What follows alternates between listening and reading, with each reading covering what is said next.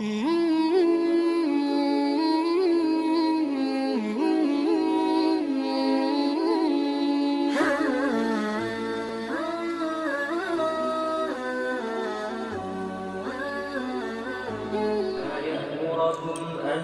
تتخذوا الملائكة والنبيين أربابا أيأمركم بالكفر بعد إذ أنتم مسلمون وإذ أخذ الله ميثاق النبيين لما آتيتكم من كتاب وحكمة ثم جاءكم رسول مصدق لما معكم لتؤمنن به ولتنصرنه قال أأقررتم وأخذتم على ذلكم إصري قالوا أقررنا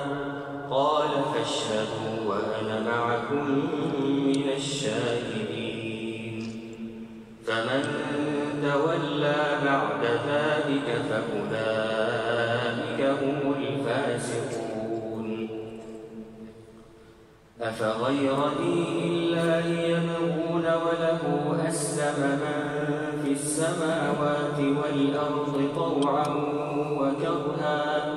وإليه يرجعون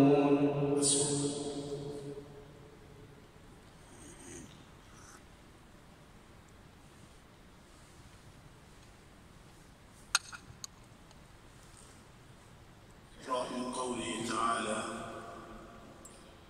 فأرسلنا عليهم الطوفان والجراد والقمل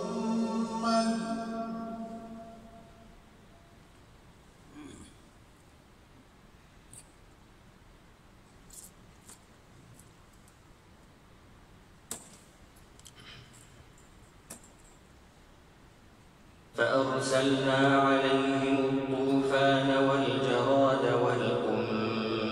والضفادع والدم آيات مفصلات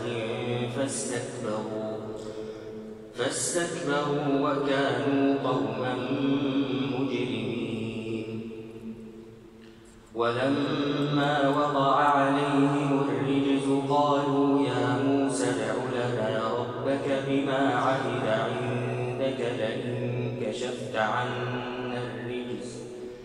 لئن كشفت عنا الرجز لنؤمنن لك ولنرسلن معك بني إسرائيل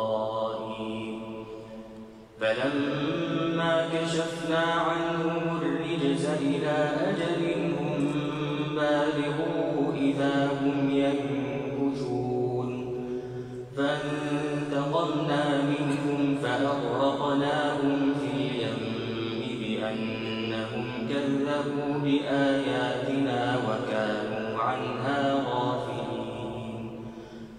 وأورثنا القوم الذين كانوا يستضعفون مشارق الأرض ومغاربها التي باركنا فيها وتمت كلمة ربك الحسنى على بني إسرائيل بما صبروا